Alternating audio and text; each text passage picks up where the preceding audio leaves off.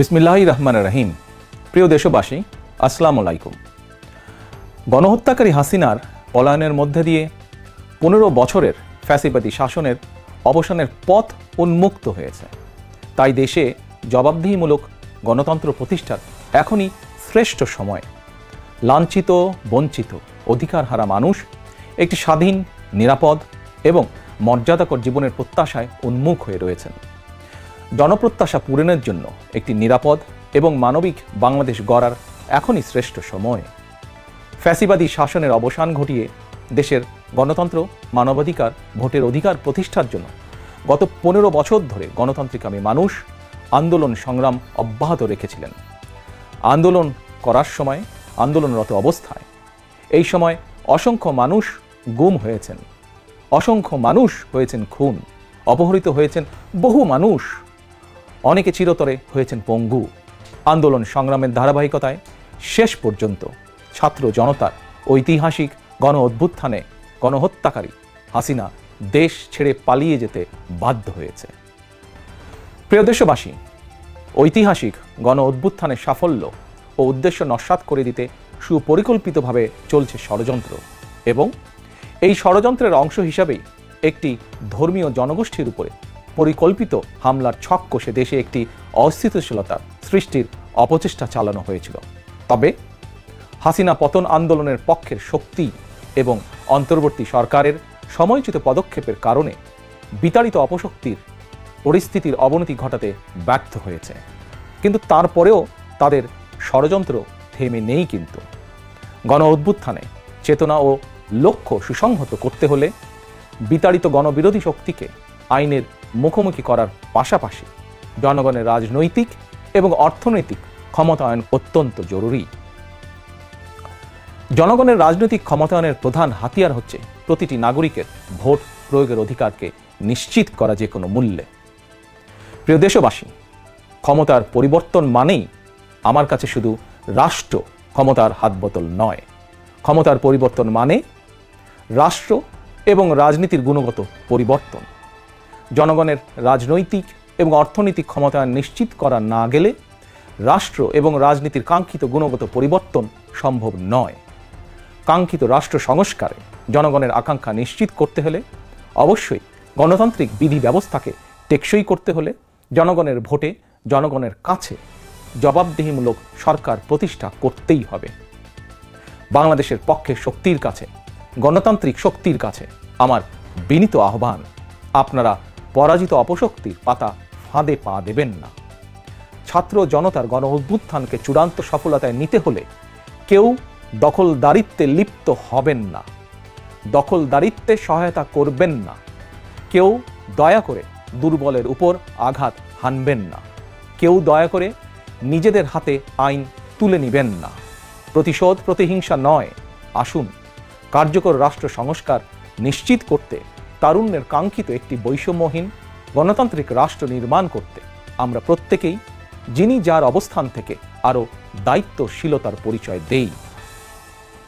প্রিয় দেশবাসী, ভাই ও বোনেরা, ছাত্র জনতার গণ অভ্যুত্থানে বিশ্ববিদ্যালয়ের ছাত্র শহীদ আবু সাইদ, মাহফুজুর রহমান মুগ্ধ, কলেজ ছাত্র ওয়াসিম আকরাম, মাদ্রাসা ছাত্র আব্দুল্লাহ আল মামুন, স্কুল ছাত্র রিফাত হোসেন, 60 বছর বয়সী একজন মা মায়া ইসলাম, 6 বছর বয়সী শিশু রিয়া গোপ, কিশোরী ছাত্রী নাইমা সুলতানা, কুমিল্লার আইনজীবী আবুল কালাম, চুয়াডাঙ্গার রাজমিস্ত্রি উজ্জ্বল হোসেন, নোয়াখালীর দোকান কর্মচারী আসিফ, বরগুনার ওষুধ কোম্পানির সেলসম্যান আল আমিনের মতন বিভিন্ন শ্রেণী পেশার হাজারো মানুষ শহীদ হয়েছেন। অসংখ্য মানুষ দেশের বিভিন্ন হাসপাতালে চিকিৎসাধীন রয়েছেন। পাবনার গাড়ি চালক আরাফাত হোসেন, মিরপুরে গুলিবিদ্ধ 22 বছর বয়সী মুস্তাকিম, দোকান কর্মচারী আতিকুল, অষ্টম শ্রেণীর শিক্ষার্থী তামিমের মতন অনেকের, বহু মানুষের হাত কিংবা পা কেটে ফেলতে হয়েছে। শত শত মানুষ দৃষ্টিশক্তি হারিয়ে ফেলেছেন, অন্ধ হয়ে গিয়েছেন চিরতরে, পঙ্গু হয়েছেন শত শত মানুষ চিরতরে। অসংখ্য প্রাণের বিনিময়ে 5ই আগস্ট অর্জিত স্বাধীনতায় গণতান্ত্রিক আমি মানুষ আরও একবার স্বাধীনতার স্বাদ উপভোগ করলেও হাসিনা পতন আন্দোলনে যেসব পরিবার তাদের সন্তান স্বজনকে হারিয়েছেন কিংবা আহতদের চিকিৎসা করাতে গিয়ে যেসব পরিবারে অসহনীয় দুর্দশা নেমে এসেছে, সেসব বীর সন্তানদের ঘরে মুক্তির স্বাদের সেই ছোঁয়া এখনো লাগেনি। প্রিয় দেশবাসী, গণ অভ্যুত্থানে যারা হতাহত হয়েছেন তাদের তালিকা তৈরি করে প্রয়োজনীয় সহায়তার লক্ষ্যে অন্তর্বর্তীকালীন সরকার ইতিমধ্যেই নানা উদ্যোগ গ্রহণ করেছেন। এটি অবশ্যই একটি ইতিবাচক পদক্ষেপ। তবে গণ অভ্যুত্থানে যারা হতাহত হয়েছেন তাদের পরিবারের সদস্যদেরকে রাষ্ট্রীয় আয়োজনে সম্বর্ধনা দেওয়া হলে, রাষ্ট্রীয়ভাবে সম্মান জানালে কিছু সময়ের জন্য হলেও হতাহতদের পরিবারগুলো হয়তো একটু মানসিক সান্ত্বনা পাবেন। এ ধরনের উদ্যোগ গণ অভ্যুত্থানে চেতনাকে আরও শানিত করবে বলে আমার বিশ্বাস। একই সঙ্গে প্রতি বছর 5ই আগস্টকে রাষ্ট্রীয় উদ্যোগে জাতীয় জীবনে একটি বিশেষ দিবস হিসাবে পালন করার বিষয়টিও বিবেচনা করা দরকার বলে সমাজের বিভিন্ন শ্রেণী পেশার মানুষ বিশ্বাস করেন। আমি এ প্রসঙ্গে আরও একটি বিষয় সরকারের দৃষ্টি আকর্ষণ করতে চাই। 2018 সালেও সারা দেশে কোটা সংস্কার আন্দোলন হয়েছিল। সেই সময়েও আন্দোলনকারীরা রাষ্ট্রীয় প্রতারণার শিকার হয়েছিলেন। গণহত্যাকারী হাসিনা আন্দোলনকারীদেরকে সেই সময়েও নির্মমভাবে দমন করতে চেয়েছিল, দমন করেছিল। এমনকি খুনি হাসিনা সেই সময়ে আহতদেরকে চিকিৎসার সুযোগ পর্যন্ত দেয়নি। সুতরাং দেরিতে হলেও 2018 সালের হতাহত কোটা সংস্কার আন্দোলনকারীদের বর্তমানে রাষ্ট্র কিভাবে সহায়তা করতে পারে সেটিও বিবেচনায় নেওয়া দরকার বলে আমি মনে করি। আমি বিশ্বাস করি তারুণ্যের শক্তি, তারুণ্যের আকাঙ্ক্ষাকে উপেক্ষা করে কখনোই একটি রাষ্ট্র ও সরকার অভীষ্ট লক্ষ্যে পৌঁছতে পারে না। প্রিয় দেশবাসী, এবার আমি বিশেষ করে প্রিন্ট এবং ইলেকট্রনিক মিডিয়ার সংশ্লিষ্টদের দৃষ্টি আকর্ষণ করে দুটি কথা বলতে চাই। গণহত্যাকারী হাসিনা সারা দেশের সংবাদপত্রের স্বাধীনতা কেড়ে নিয়েছিল। সংবাদপত্রের স্বাধীনতা হরণকারী হাসিনা পালিয়েছে জনগণের অভ্যুত্থানে। জনগণের প্রত্যাশা আপনারা আপনাদের যার যার সংবাদপত্রে নির্ভয়ে এই শব্দটি লিখবেন, হাসিনা পালিয়েছে। হাসিনা পালিয়েছে শব্দটির পরিবর্তে কোনো গণমাধ্যম যদি ভিন্ন শব্দ প্রয়োগের অপকৌশল নেন, সেটি জনগণের কাছে আপনাদের বিবেকের স্বাধীনতাকেই প্রশ্নবিদ্ধ করবে। আপনাদের প্রতি আমার বিনীত আহ্বান, গত 15 বছরে যেই সকল পরিবারের মানুষগুলো গুম, খুন, অপহরণের শিকার হয়েছেন, ছাত্র জনতার বিপ্লবে হাজারো মানুষ যারা শহীদ হয়েছেন, আহত হয়েছেন, তাদের এবং তাদের পরিবারের দুঃখ দুর্দশার কথাগুলো আপনারা আপনাদের সংবাদ মাধ্যমে তুলে ধরবেন। সাগররুনি হত্যা মামলার তদন্ত এক যুগেও কেন শেষ হলো না, সেই প্রশ্ন আপনারা আপনাদের মাধ্যমে তুলে ধরবেন। জনগণ আপনাদের কাছ থেকে আয়নাঘর নিয়ে অনুসন্ধানী রিপোর্ট দেখতে চায়। হাসিনা দেশটাকে লুটেরার রাষ্ট্রে পরিণত করেছিল। জনগণ দুর্নীতির সেই সব চিত্র প্রতিদিন আপনাদের সংবাদপত্রে, গণমাধ্যমগুলোতে দেখতে চায়। গণহত্যাকারী খুনি হাসিনা প্রতিবার কিভাবে জনগণের ভোটকে ডাকাতি করে নিয়ে গিয়েছিল, গণমাধ্যমে প্রতিদিন সেই সব চিত্র তুলে ধরে বিশেষ অনুষ্ঠান প্রচারের আহ্বান জানাই আপনাদেরকে।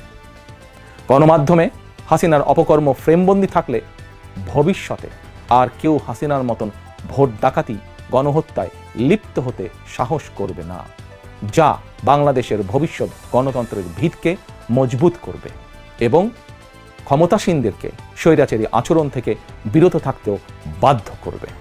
এবার আমি সারা দেশে বিএনপি এবং এর অঙ্গ ও সহযোগী সংগঠনের সর্বস্তরের নেতা, কর্মী, সমর্থক, শুভাকাঙ্ক্ষীদের প্রতি আহ্বান জানিয়ে বলতে চাই, রাষ্ট্র সংস্কারের পথ ধরে অন্তর্বর্তীকালীন সরকার যথাসময়ে জাতীয় নির্বাচনের তারিখ ঘোষণা করবে। সেই নির্বাচনে জনগণের রায় পেতে জনগণের মন জয় করুন। জনগণের বিশ্বাস, আস্থা এবং ভালোবাসা অর্জন করুন। জনগণের সুখে দুঃখে জনগণের সঙ্গে থাকুন, পাশে থাকুন, জনগণকে সঙ্গে রাখুন। ধর্ম, বর্ণ পরিচয়ের কারণে কেউ যাতে অনিরাপদ বোধ না করেন, দায়িত্বশীল এবং জনপ্রিয় দল বিএনপির একজন নেতা, কর্মী, সমর্থক হিসাবে সেটি আপনাদেরকে নিশ্চিত করতে হবে। সেটিকে নিশ্চিত করুন আপনারা। পরিশেষে আমি আরও একটি বিষয় উল্লেখ করতে চাই। গণহত্যাকারী হাসিনা পতনের আন্দোলনে দেশে ছাত্র জনতার পাশাপাশি প্রবাসী বাংলাদেশিরাও বিশেষ অবদান রেখেছেন। দেশে যখন মত প্রকাশের স্বাধীনতা রুদ্ধ করে দেওয়া হয়েছিল, প্রবাসীদের মধ্যে একদল সাহসী মুখ প্রবাস থেকেই জনগণের সামনে হাসিনার দুঃশাসনের ইতিবৃত্ত তুলে ধরে গণ আন্দোলনে সামিল থেকেছেন। প্রবাসে থেকেই হাসিনা পতনের আন্দোলনের সঙ্গে একত্বতা প্রকাশ করতে গিয়ে কোনো কোনো প্রবাসী বাংলাদেশিকে প্রবাসে জেল জুলুম সইতে হয়েছে বা এখনো হচ্ছে। প্রবাসীদের অবদানকে কৃতজ্ঞতার সঙ্গে স্মরণ করে আমার আহ্বান, ছাত্র জনতার কাঙ্ক্ষিত একটি বৈষম্যহীন গণতান্ত্রিক বাংলাদেশ নির্মাণে অতীতের মতন ভবিষ্যতেও সংশ্লিষ্ট দেশের আইন মেনে সাধ্য মতন আপনারা আপনাদের যার যার অবস্থান থেকে ভূমিকা অব্যাহত রাখবেন। দেশে প্রবাসে সকলকে ধন্যবাদ জানিয়ে আমার বক্তব্য শেষ করছি। আল্লাহ হাফেজ। বাংলাদেশ জিন্দাবাদ। বাংলাদেশ জাতীয়তাবাদী দল জিন্দাবাদ।